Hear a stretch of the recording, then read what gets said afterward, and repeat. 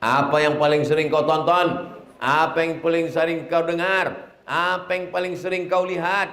Apa yang paling sering masuk ke kepalamu? Apa yang paling sering masuk ke telingamu? Apa yang paling sering mengganggu pikiranmu? Apa yang sering kau pikirkan dalam otakmu? Itulah yang akan datang waktu mau sakaratul.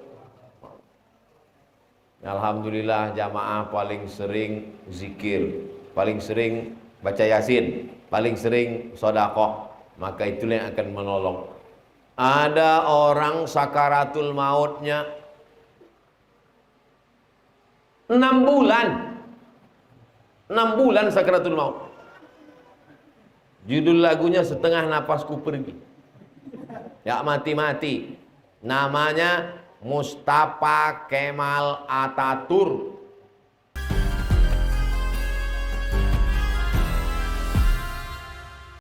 Tadi Pak Kiai ada menyebut sahabat Nabi Abdurrahman bin Auf. Abdurrahman bin Auf pindah dari kota Makkah ke Madinah. Hijrah namanya. Sampai di Madinah tidak ada benda yang bisa dibawa pindah. Badan saja selamat sampai ke Madinah sudah syukur. Sampai di Madinah dia mulai bisnis dagang. Begitu dia dagang, akhirnya berhasil. Suatu hari Nabi melihat tangannya atharis sufra. Ada bekas kuning-kuning. Bekas-bekas kuning itu biasanya kalau kena minyak za'faran. Orang Arab menyebutnya za'faran. Karena orang kita susah nyebut za'faran, zafran. Bunga warna kuning. Sekarang orang minumnya macam minum benang aja.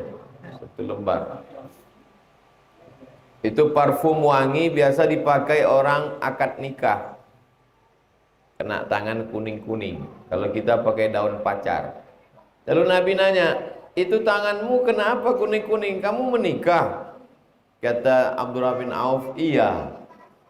Kata Nabi, aulim walau bisyatin. Jangan diam-diam. Buatlah aulim walimah. Walau bisyatin. Walaupun hanya menyembelih seekor kambing. Buatlah walimah. Bahasa Arabnya walimah. Kalau kami di Sumatera, kenduri. Kalau di Jawa, selamatan. Kenapa disebut selamatan? Supaya selamat-selamat. Itu dari bahasa Arab juga. Allahumma inna nas'aluka selamatan. Salamatan. Fiddin. Selamat dalam agama supaya jangan sampai anak cucu murtad. Supaya tetap dalam ahlus sunnah wal jamaah. Jadi disebut selamatan.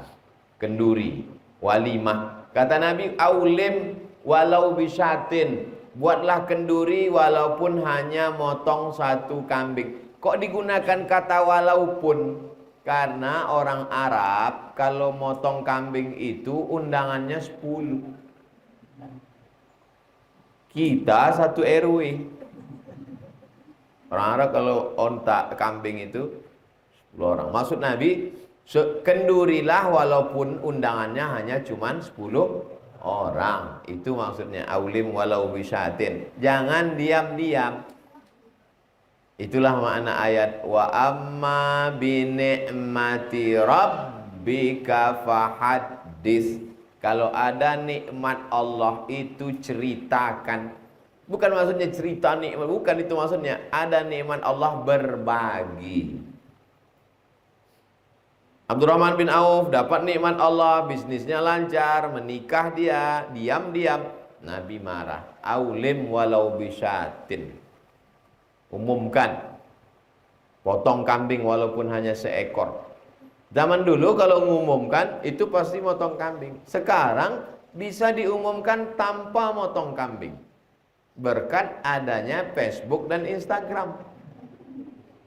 Cukup share aja foto. Selesai.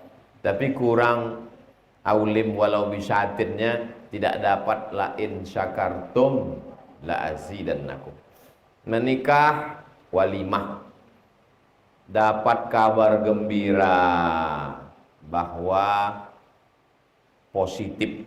Itulah satu-satunya orang yang suka positif. Lain daripada itu nggak mau positif. Razia BNN, apa yang diharapkan orang? Negatif. Rapid test negatif. Tes swab negatif. Tapi kalau yang satu ini positif. Begitu dapat kabar positif, bersyukur lagi kepada Allah, karena begitu susahnya orang dapat anak. Tidak satu dua jamaah yang datang ke saya minta doakan Pak Ustadz, saya sudah umur 40 tahun belum punya anak. Baca Al-Fatihah.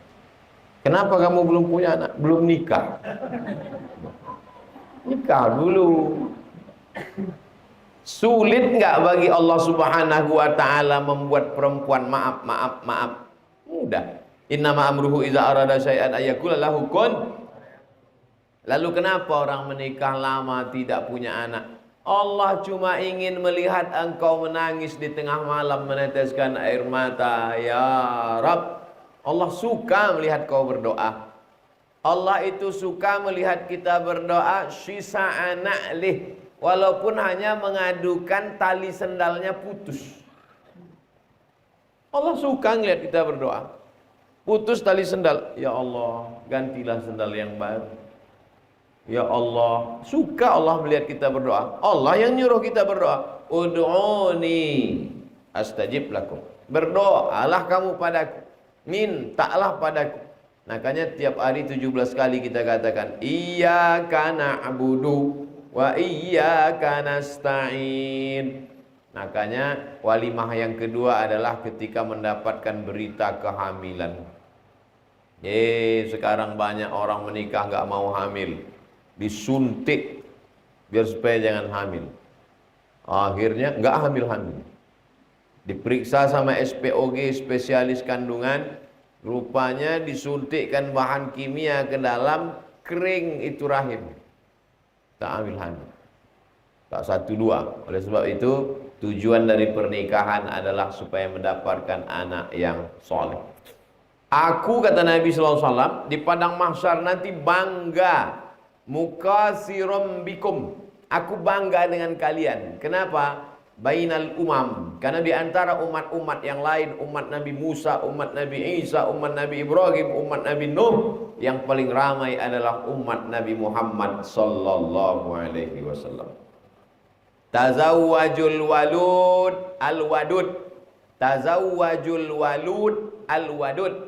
Tazawwajul walud, nikahilah perempuan yang subur. Al-wadud, penyayang. Walud, subur. Subur maksudnya banyak anak. Al-wadud, penyayang. Anaknya banyak tapi sayang. Ada anak satu, telinga hilang sebelah. Bagaimana kita bisa tahu dia ini subur, Pak Ustadz? Memangnya ada tes drive? Keceplosan. Dari mana tahu kalau laki-laki mau nikah bahwa perempuan itu subur? Lihat keluarganya. Maknya, neneknya, adiknya, kakaknya. Tapi jangan gara-gara ini yang anak 1, 2. Saya mau cari yang al-walud. Al-walud, bukan itu maksudnya. Mensyukuri nikmat Allah Subhanahu wa taala. Dari mulai awal, lalu kemudian setelah punya anak. Saya iri sama teman saya, Pak Ustadz, saya sudah nikah 10 tahun belum punya anak. Kamu, itulah saya sudah 10 tahun belum. Tetangga saya nikah Januari, Maret punya. Itu tidak perlu iri. Itu perbuatan maksiat dosa. Justru kita bersyukur, alhamdulillah, selamat kita dari perbuatan maksiat. Maka sesungguhnya anak itu adalah rezeki dari Allah. La taqtulu auladakum khasyata imlaq. Jangan kau bunuh anakmu karena takut nggak bisa ngasih makan. Nahnu narzuquhum wa iyyakum. Makan mereka kami yang ngasih, kata Allah. Wa iyyakum. Makan kamu aja kami yang ngasih. Makan kamu aja bapaknya ibunya aku yang ngasih, kata Allah. Kok takut engkau anakmu tak makan? Dulu mereka anak itu lahir dikubur hidup-hidup. Zaman sekarang lebih sadis lagi. Belum lahir udah dibunuhnya. Aborsi. Makan nenas 4 biji. Biar anak itu gugur. Gugur sama maknya sekalian. Disuruh makan ragi. Keluar bergumpal-gumpal macam tapai. Nauzubillah. Oleh sebab itu maka dalam Islam dijaga. Orang yang menggugurkan kandungan, aborsi, hukumannya hukuman mati. Karena dia membunuh. Walaupun belum ditiupkan roh. Katanya ditiupkan roh itu Pak Ustadz 40 hari dalam bentuk air, 40 hari dalam bentuk darah, 40 hari dalam bentuk daging. 120 hari. Bagaimana kalau baru 30 hari? Boleh digugurkan? Enggak boleh. Tapi belum ditiupkan roh. Memang belum ditiupkan, tapi dia sudah siap menunggu tiupan roh. Enggak boleh aborsi dalam Islam. Kecuali pilihannya dua. Menurut dokter yang amanah, yang takut pada Allah, kalau kehamilan ini dilanjutkan, ibunya beribu maaf, resiko tertinggi, namanya Resti, resiko tinggi. Mohon maaf kalau kebetulan ada ibu nama Resti. Resiko tinggi. Kalau kehamilan ini dilanjutkan, ibunya mati. Nggak boleh pilih mati. Saat itu pilih mudarat yang teringan, aborsi. Tapi keputusannya itu harus dokter dan ulama, dokter yang amanah, ulama yang takut pada Allah. Bapak, setelah kami periksa ini ternyata pilihannya dua. Kalau kehamilan dilanjutkan, ibunya bisa mati meninggal dunia. Ini mesti pilihannya dua, aborsi atau mati. Gimana Pak? Pilih mati aja lah. La tulqu bi aidikum ila tahlukah. Makanya kalau ada yang selamatan saat kehamilan, sesungguhnya itu adalah ingin anaknya selamat, ibunya selamat. Lahir anak dikasih nama selamat karena dia selamat. Perempuan Salma, salamatun, selamat. Nah, karena lama di Inggris, congratulations, selamat. Yang penting nama yang baik-baik, yang bagus-bagus. Selesai walimah yang kedua. Lalu kemudian walimah yang ketiga. Kullu mauludin rahinatun biaqiqatihi. Setiap anak yang lahir itu tergadai dengan akikahnya. Kita nggak ada uang, lalu kita pinjam duit ke orang nggak percaya dengan kita gadaikan surat tanah. Nanti setelah ada uang penebusnya, kita tebus atau kita biarkan? Kita tebus, orang punya kita, nanti diambil orang. Begitu juga anak itu tergadai. Bagaimana cara menebusnya? 3. Tuzbahu anhu yauma sabi'ihi. Potongkan kambing hari ke-7. Yuhlaku, cukurkan rambutnya. Wa yusamma, kasih nama yang bagus. Walimah yang ketiga. Walimah pertama nikah, jangan diam-diam. Walimah yang kedua, kamu nikah kenapa diam-diam? Yang ketiga Pak Ustaz. Oh iya benar. Yang kedua saat syukur ada diberi Allah karunia anak. Yang ketiga saat anak lahir dengan selamat, maka potongkan kambing hari ke-7. Enggak ada uang hari ke-7, hari ke-14. Hari ke-14 sibuk pulang kampung. Hari ke-21. Hari ke-21 belum bisa karena gaji terlambat akibat Covid. Enggak usah lihat kalender lagi. Mau sebulan, setahun, 2 tahun, 5 tahun. Bahkan bapak ibu yang dulu kecil belum akikah, sekarang baru ada uang, boleh akikah sekarang. Yang belum akikah ini, besok pagi beli kambing, besok malam kalau Pak Arman setuju kami datang. Tapi hanya akikah saja. Jangan minta cukur rambut. Jangan minta ganti nama. Yuhlaqu, cukur rambutnya. Karena rambut selama di dalam tadi bercampur-campur dengan darah, nifas kotor, dicukur bersih, rambutnya ditimbang seberat perak. Itu yang diperintahkan Nabi kepada anaknya Fatimah. Anaknya Fatimah bernama Sayyidina Al-Hasan. Cukur rambut Hasan, timbang setimbang perak. 1 gram perak sekarang 70.000. Jadi kalau berat rambut anaknya 10 gram, sedekah 700.000. Tapi Pak Ustadz, ada yang ngasih tahu emas. Yang ngasih tahu emas itu dalilnya qiyas. Boleh dipakai yang rendah, dinaikkan ke tinggi boleh. Nabi nyuruh perak dinaikkan ke emas boleh. Yang nggak boleh itu emas diturunkan ke perak, itu nggak boleh. Nabi nyuruh perak dinaikkan jadi emas boleh. Kamu kemarin waktu anaknya lahir ditimbang rambutnya, iya. Pakai emas apa pakai perak? Pakai emas dong. Berapa beratnya? 1 gram. Upin-ipin. Tinggal lahir. Mau gaya pakai emas, anak lahir gondrong. Gitu ditimbang setengah kilo. Rambutnya aja itu. Oleh sebab itu Islam ini tidak memberatkan. Pakai perak saja. Lalu kemudian ya tasaddaqu biha. Uangnya sedekah. Jadi kalau kita urutkan dari 3 walimah ini, walimah nikah, syukuran hamil, walimah saat anak lahir, maka ketiga-tiganya ini nampaknya berbeda. Ini saat bertemu laki-laki dan perempuan, ini saat bertemu sel telur dengan ovum dengan sperma, maaf, dan ini adalah saat anak bertemu dengan dunia. Tapi substansi dari yang tiga-tiga ini sama. Isi dari walimah itu adalah sodakoh.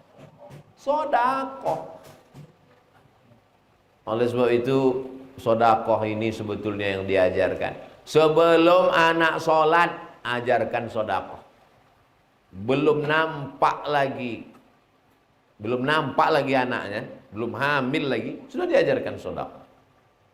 Seorang yang ibadahnya biasa-biasa saja, tapi rajin bersodakoh, lebih disukai Allah daripada orang yang banyak ibadah, rajin tahajud, rajin sholat sunat, rajin puasa sunat, pelitnya minta ampun.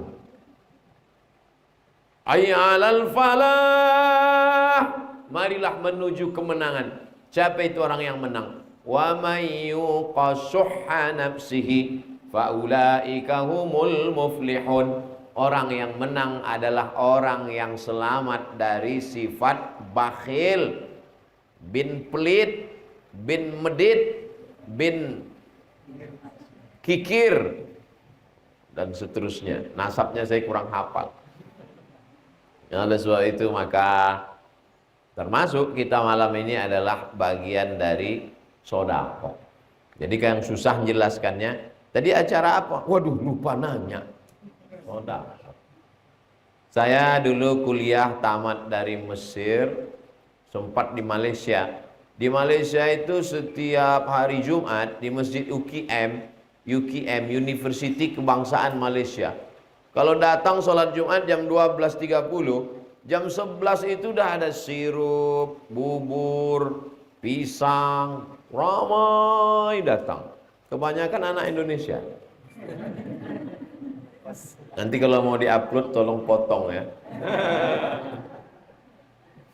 Kemudian saya tinggal di Kajang. Di situ ada Masjid Raya Kajang. Kajang itu Selangor, Malaysia. Itu kalau buka puasa itu azan maghrib, dari azan ke sholatnya agak beberapa menit ngasih orang buka. Itu bubur sudah dipajang, namanya bubur lambu. Bubur lambu. Jadi rata-rata mereka ini senang sekali bersedekah. Dan masyarakat kita luar biasa. Saya mau membanding-bandingkan di tempat lain. Di Mesir gitu juga Bapak Ibu. Saya 4 kali Ramadan di Mesir. Ramadan tahun 99, 2000, 2001, 2002. 4 kali Ramadan di Mesir. Itu jam 6 sore, kemah-kemah sudah penuh. Jadi setiap ada tanah lapang itu dipasang kemah. Orang sedekah. Dibuat tulisan besar-besar, Maidatur Rahman. Maidah meja makan, Rahman Tuhan, meja makan Tuhan. Apa maksudnya? Di meja makan itu ada makanan, tapi yang ngasih nggak mau ngaku, seolah-olah itu makanan kiriman dari Tuhan. Jam 6 kita datang, makanan sudah siap, tinggal duduk aja. Rata-rata mahasiswa Indonesia, anak Afrika ada juga, anak Turki, ramai. Waktu itu anak Indonesia mahasiswa 2.473 orang. Sekarang sudah 7.000 orang. Dibandingkan kami 20 tahun yang lalu di Mesir. Luar biasa. Pindah saya ke Maroko. Di Maroko saya tinggal di asrama. Pas bulan puasa, hari pertama bulan puasa sore, saya lihat ada 2 drum besar. Apa nih? Buka tutup bubur. Bubur harira namanya. Buka puasa orang Maroko itu buburnya seragam semua. Bubur harira. Isinya kacang, tepung gandum, campur daun-daun, bubur asin. Pindah saya ke Sudan. Sudan itu tidak kaya, susah. Bertamulah saya ke rumah guru saya, rumah dosen. Sebelum masuk ke rumah, itu pintu rumahnya. Sebelum masuk rumah, dia tahan dulu. Stop dulu. Kenapa sih? Stop dulu. Dibaringkan kambing. Semua tamu langkahi kambing ini. Apa ini? Begini tradisi kami menerima tamu. Jadi saya langkahi kambing itu semua masuk. Setelah itu dipotong kambing di depan pintu. Bismillahirrahmanirrahim, Allahu Akbar. Langsung ditiup. Kita kemarin hari raya kurban, lama betul menguliti kambing itu. Di Sudan, kambing itu tidak dilobangi aja ujung kakinya, ditiup kayak balon. Setelah itu baru dicopot seperti melepas jaket. Lepas. Ringan aja, simple. Saya coba nggak bisa. Lalu daging itu dipotong, makan. Jadi dari 4 negara itu, Mesir, Sudan, Maroko, Malaysia, berbeda sukunya, berbeda warna kulitnya, tapi ada satu kesamaan. Kesamaannya adalah sodakoh. Jadi sodakoh ini luar biasa. Oleh sebab itu maka ada beberapa hadis Nabi tentang keutamaan sodakoh. Di antaranya adalah terkabulnya doa karena sodakoh. Terjebak 3 orang di dalam gua.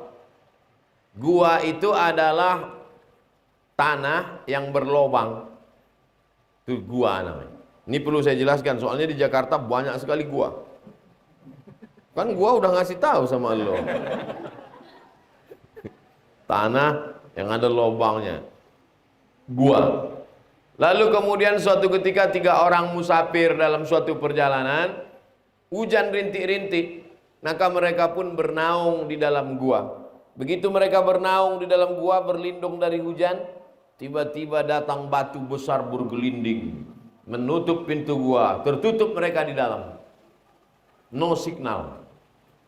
Nggak bisa miss call. Akhirnya salah satu di antara mereka berdoa, "Ya Allah, aku punya pembantu. Pembantuku itu mau gajian tapi gajinya nggak diambil-ambil.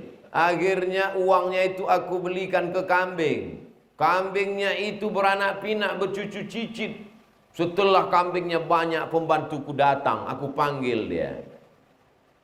Come here." Terjemahannya, kenes dilu. Kadia. Kumaha atuh damang. Sini sebentar. Ada apa tuan? Dulu kamu pembantu saya kan? Iya. Belum ngambil gaji kan? Belum. Gaji kamu dulu yang nggak kamu ambil itu saya belikan ke kambing. Semua kambing ini adalah milik kamu. Ambillah semuanya. Akhirnya pembantuku itu mengambil semua kambing-kambing itu. Satu pun tak disisakannya. Parah juga pembantuku ini. Ya Allah, kalau memang sedekahku ini bisa sebagai pengabul doa, maka bukakanlah pintu gua ini. Tergeser pintu gua, dikabulkan Allah doa karena sodakoh. Maka boleh berdoa dengan menyebut sodakoh.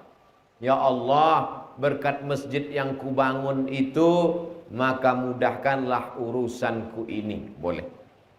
Tapi kalau bisa sendiri waktu berdoa itu. Sendiri itu tengah malam tahajud. Ya Allah, berkat masjid yang kubangun itu, ya Allah. Ini enggak pas sholat Jumat. Orang ramai, kamera udah hidup streaming. Ya Allah, berkat masjid yang kubangun itu.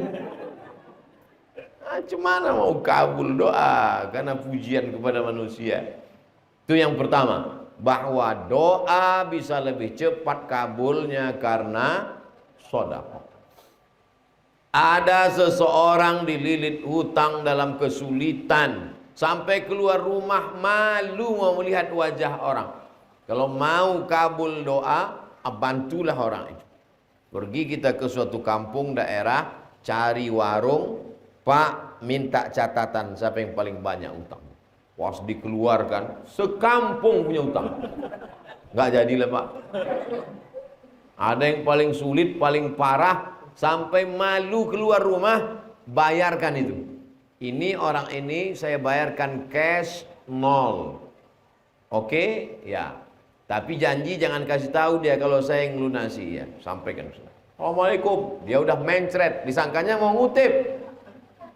Assalamualaikum. Tolong Pak, ini ada berita, hutang kamu sudah 0. Bersimpuh dia sujud, mengetuk pintu-pintu langit, dimudahkan Allah segala urusan. Oleh sebab itu, man yassara an mu'sirin yassarallahu anhu yaumal qiyamah. Siapa yang memudahkan kesulitan orang, dimudahkan Allah pula urusannya pada hari kiamat. Man farraja an muslimin kurbatan min kurabid dunya. Siapa yang melepaskan orang dari kesulitan dunia, farrajallahu anhu kurbatan min kurabi yaumil qiyamah. Dimudahkan Allah dia dari segala kesulitan hidup dan kesulitan hari kiamat. Ustaz Somad cuma pandai ceramah aja. Jangan-jangan dia nggak pernah sodakoh. Sodakoh saya, cuman saya nggak banyak duit. Saya tak ada duit untuk sodakoh. Tapi YouTube ada ngasih duit. Tadi disinggung sama Pak Kiai, saya nguping dari belakang. Kirim sama YouTube duit dari Al-YouTube. Ustaz, ini ada duit dari YouTube. Saya bilang transfer semua untuk beli beras fakir miskin. Saya nggak tanya jumlahnya berapa. Soalnya kalau saya tahu, nanti saya berubah niat.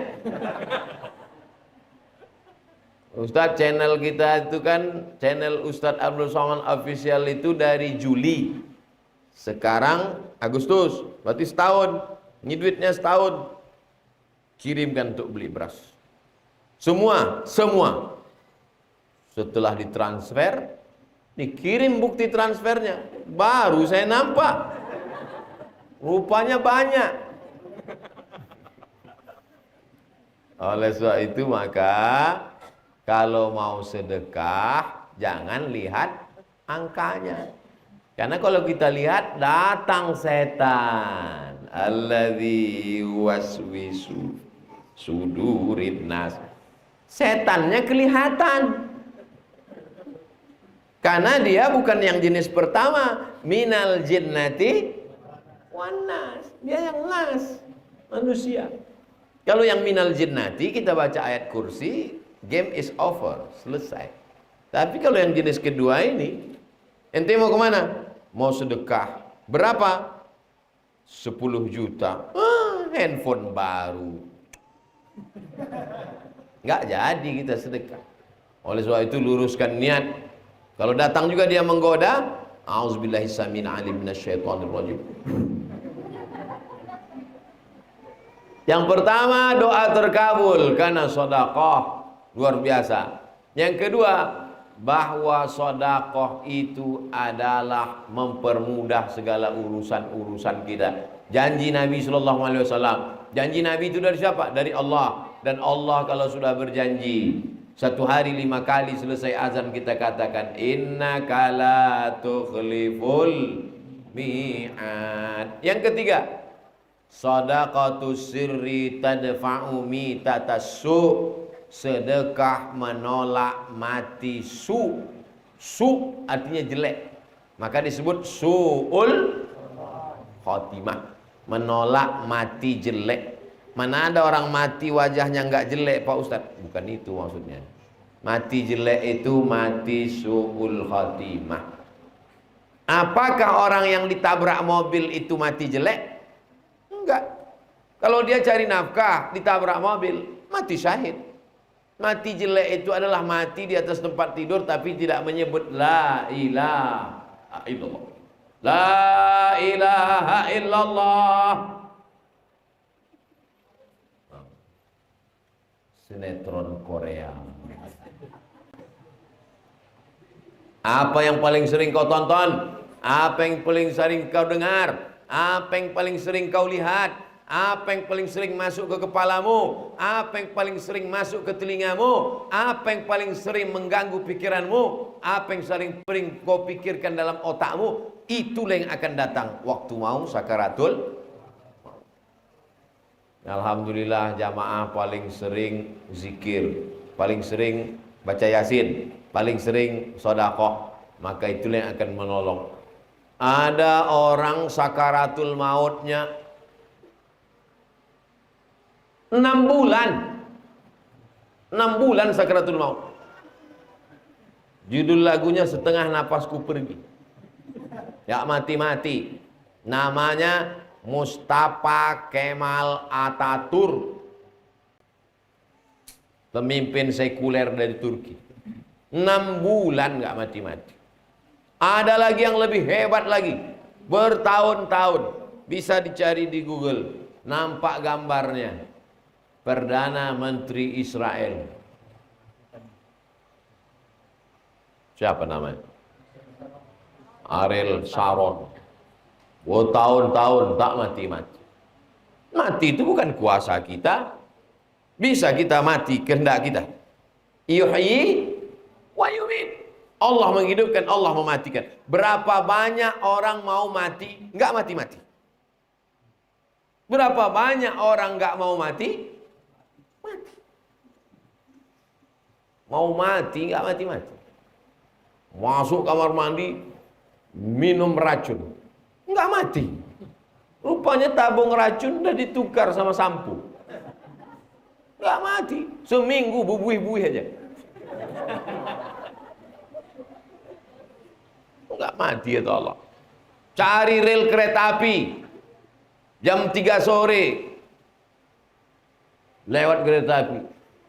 Nggak mati. Salah rel. Nggak mati kata Allah SWT. Akhirnya inilah yang terakhir. Nggak ada yang bisa menghalangi. Sudah dipastikan. Ambil tali jemuran. Ikat ke kayu di atas. Lompat jatuh. Patah kayunya.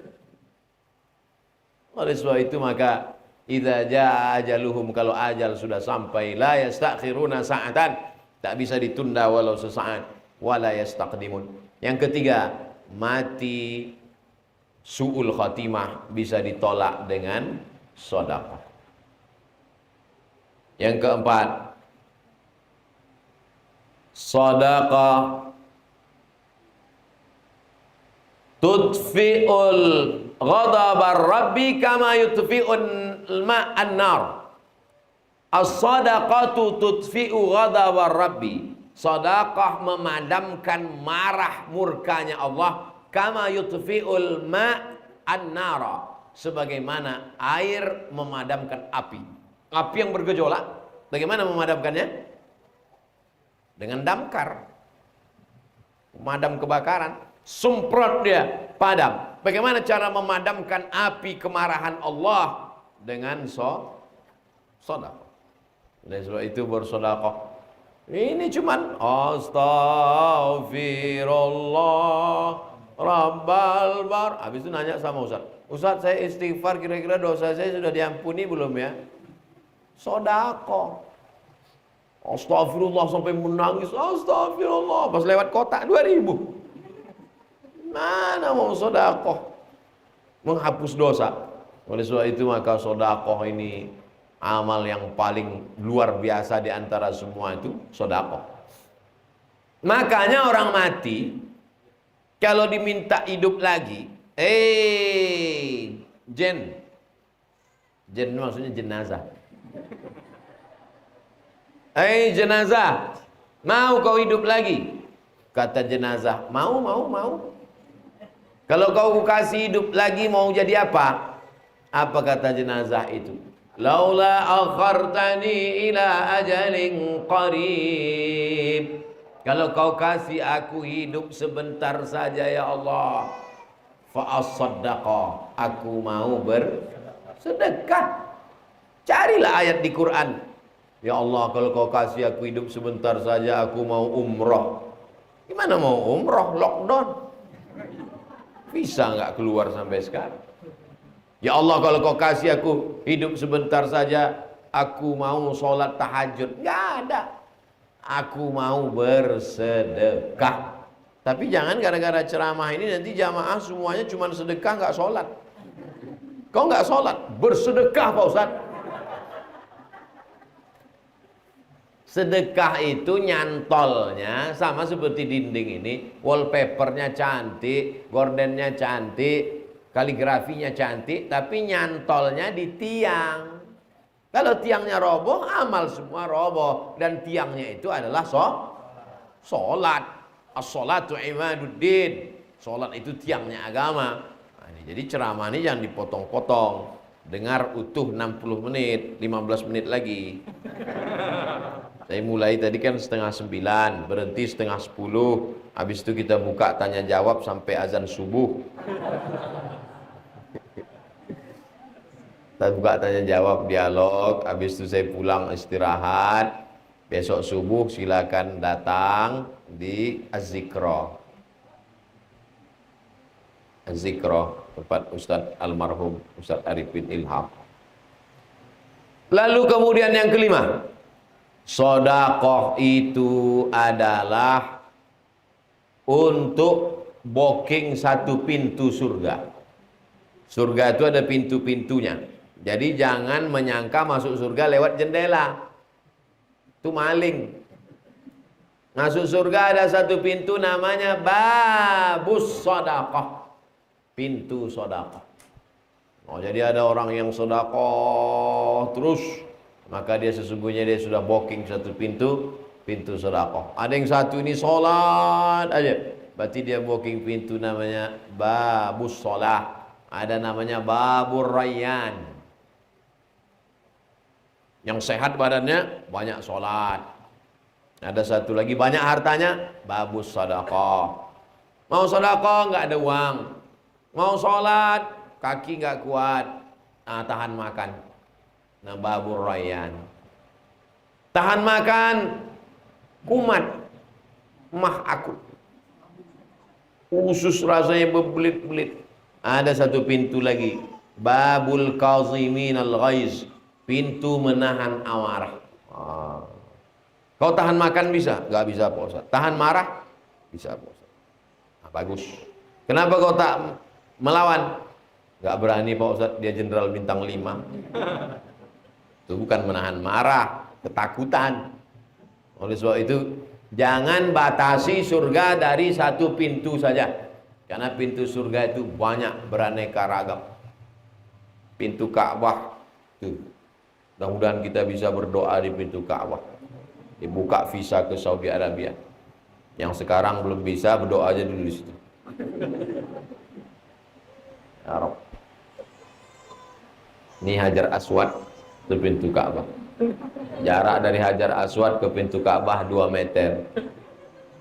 Jarak dari Hajar Aswad pojok ke pintu Ka'bah 2 meter, namanya multazam. Multazam artinya mesti. Kenapa disebut mesti? Karena siapa yang berdoa di situ mesti dikabulkan Allah SWT. Berdoanya tidak ngangkat tangan gini.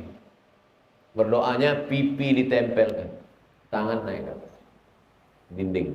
Untuk manasi haji bisa. Tangan naik ke atas. Tapi sebelum menempelkan pipi ke situ, mata dibuka. Betul-betul yakin bahwa itu adalah dinding Ka'bah. Karena banyak juga orang sampai di situ pejam. Rupanya orang Afrika.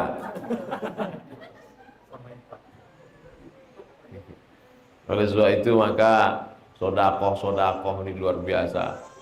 Ada saya ketemu sama orang, Ustadz Somad doakan saya. Doanya apa Pak? Jangan sampai saya mati sebelum selesai bangun 100 masjid. Saya ketemu. Dia mau bangun 100 masjid Pak. Mudah-mudahan bapak-bapak semua belum mati sebelum bangun satu masjid. Yang sudah bangun masjid, alhamdulillah. Yang belum bangun masjid, ya na'udzubillah. Tapi kita ada usaha. Doakan juga Ustadz Somad sebelum mati bisa bangun masjid. Masjid apa namanya Ustadz? Ngapain jauh-jauh? Masjid As-Somad. Qul huwallahu ahad, Allahus Somad. Ah, nanti Ustadz nggak ikhlas. Oke, kita robah Masjid Al-Ikhlas. Ya, oleh sebab itu maka hidup ini cita-citanya nggak usah muluk-muluk. Cita-cita punya rumah besar, tinggal. Cita-cita punya mobil besar, tinggal. Tapi kalau punya masjid besar, mengalir. Paling bagus punya masjid pinggir jalan. Orang lewat pinggir jalan. Masjid. Mampir orang, mampir. Buat baleho besar-besar. Jangan cuman mampir kencing. Tapi andai ada orang mampir cuman kencing, tetap mengalir pahalanya. Karena siapa yang memudahkan kesulitan orang, dimudahkan Allah urusannya di alam barzah. Tidak ada kesulitan yang lebih hebat daripada menahan kencing. Nah itu potong tuh 1 menit, masukkan ke Instagram. Betul tidak? Tidak. Betul lah. Tak ada orang secantik-cantik orang kalau sudah menahan kencing jelek mukanya. Seganteng-ganteng orang kalau sudah menahan kencing hilang ganteng, merah padam mukanya. Oleh sebab itu maka mudahkan urusan orang, dimudahkan Allah urusan kita. Wallahu fi aunil 'abdi ma kana al-'abdu fi auni akhi. Cari itu mahasiswa-mahasiswa yang berprestasi tapi nggak bisa bayar uang semester, bayarkan. Kumpulkan anak-anak muda yang mau menikah tapi sulit mendapatkan biaya buat nikah massal, mudahkan urusan mereka.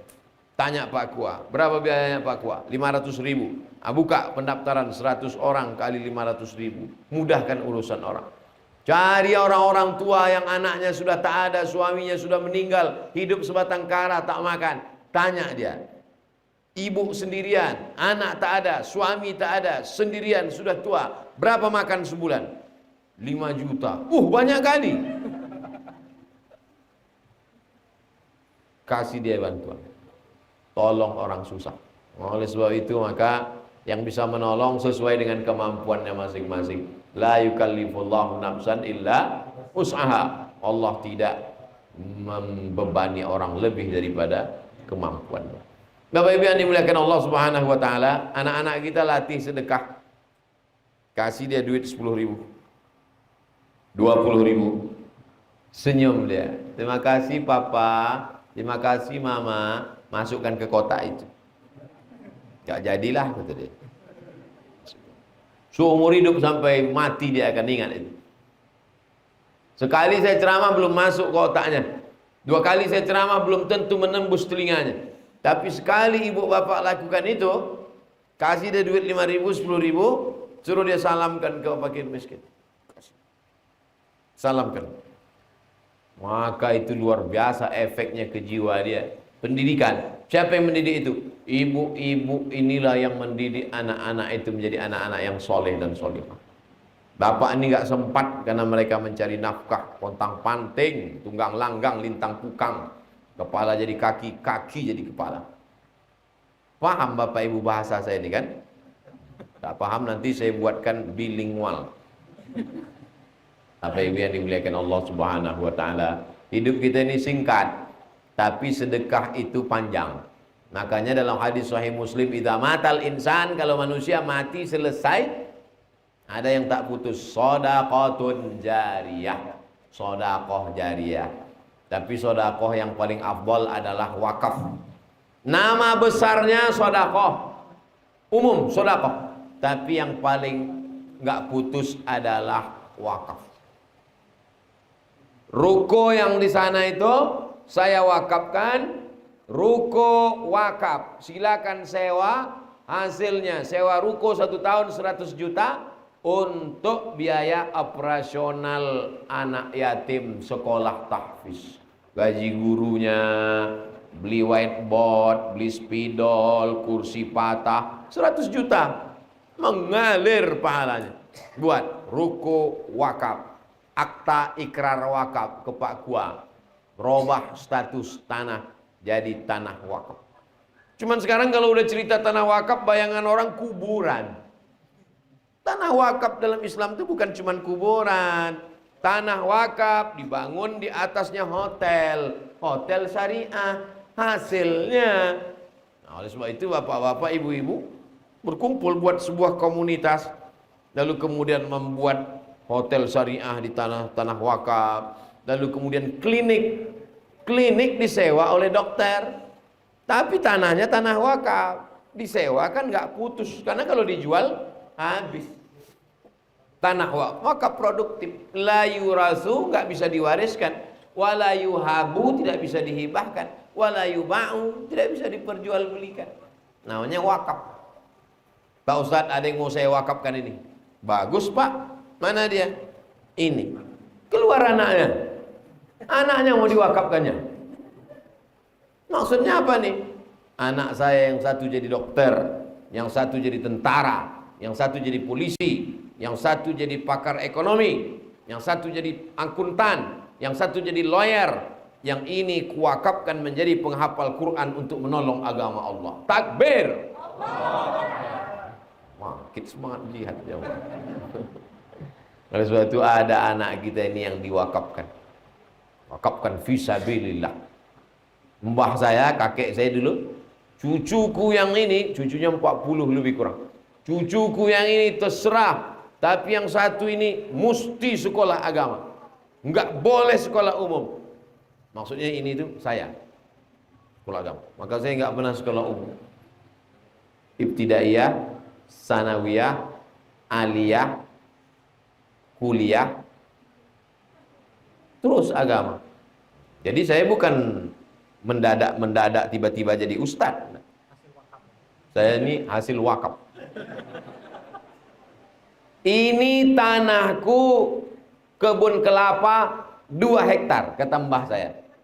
Kebun kelapa 2 hektar, lengkap di dalam ada kolam ikannya, untuk biaya cucuku ini kuliah. Kalau aku mati, ini kebun untuk biaya dia kuliah. Tapi kalau aku hidup, aku yang akan membiayai dia. Ninggal kakek saya tahun 82, umur saya 5 tahun. Meninggal dia, pokok-pokok kelapa itu pun ikut mati. Dijual tanah. Tanah yang dulu kata dia untuk biaya sekolah saya itu, dijual.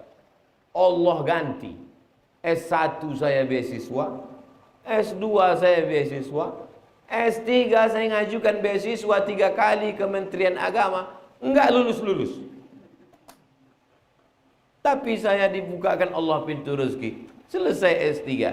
Selesai S3 Desember, bulan Februari saya ke Brunei, mendapat visiting profesor dari Universitas Islam Sultan Syarif Ali Brunei Darussalam. Lama saya termenung. Saya mikir-mikir, oh ini ternyata buah dari sodakoh mbah kakek saya ini. Allah balas sodakoh ini, bukan saya. Apa dipandang Allah dari saya? Banyak orang lebih pandai dari saya, banyak orang lebih gemuk dari saya, banyak orang lebih cerdas dari saya. Lama saya pikir, kenapa dikasih Allah ini? Saya yakin dan percaya Karena Allah berjanji, masalul ladzina yunfiquna amwalahum fi sabilillah kamathali habbah. Siapa yang mau menginfakkan hartanya di jalan Allah seperti satu biji, ambatat sab'a sanabil, tumbuh 7 cabang, wa fi kulli sumbulatin mi'atu habbah. Dalam satu cabang ada 100. Wallahu yudha'ifu liman yasha.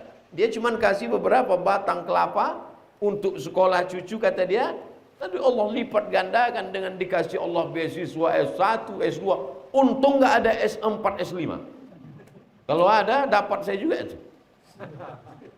Sombong kali Ustaz. Itu semua berkat sedekah. Saya yakin dan percaya itu. Maka saya sampaikan. Saya kalau menyampaikan itu, ada yang saya sampaikan itulah sesuatu yang saya yakin dan sudah saya lakukan. Kalau saya tidak yakin dan tidak saya lakukan, saya sampaikan, berarti saya calo. Bandung. Udah pernah ke Bandung? Belum. Saya yakin, saya percaya, saya lakoni, saya kerjakan, saya imani, baru saya sampaikan. Mudah-mudahan kita istiqomah. Hati kita tidak berubah. Belum hati ini kan berbolak-balik. Berbolak-balik itu bahasa Arabnya qalb.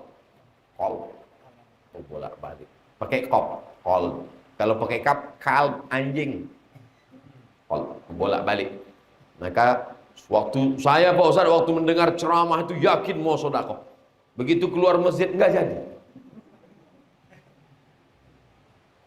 Itulah yang saya sampaikan pada malam hari ini. Mudah-mudahan bermanfaat. Amin. Ya Rabbal Alamin. Di Pekanbaru kami alumni Al-Azhar membuat namanya Yayasan Tabung Wakaf Umat. Bergerak di 4 bidang. Pertama, ekonomi. Kedua, pendidikan. Ketiga, sosial. Keempat, ekonomi, pendidikan, sosial. Lupa pula. Pokoknya itulah. Ada channelnya. Channel Yayasan Tabung Wakaf Umat. Subscribe, like, and share. Itu yang dapat saya sampaikan malam ini. Mudah-mudahan bermanfaat. Alhamdulillah malam ini ada direkam, nanti diupload. Ini juga hidup kan, Bang? Terima kasih perhatian Bapak Ibu. Terima kasih kepada Pak Kiai. Terima kasih kepada Pak Arman sekeluarga. Mudah-mudahan Pak Arman diberikan anak yang soleh solihah.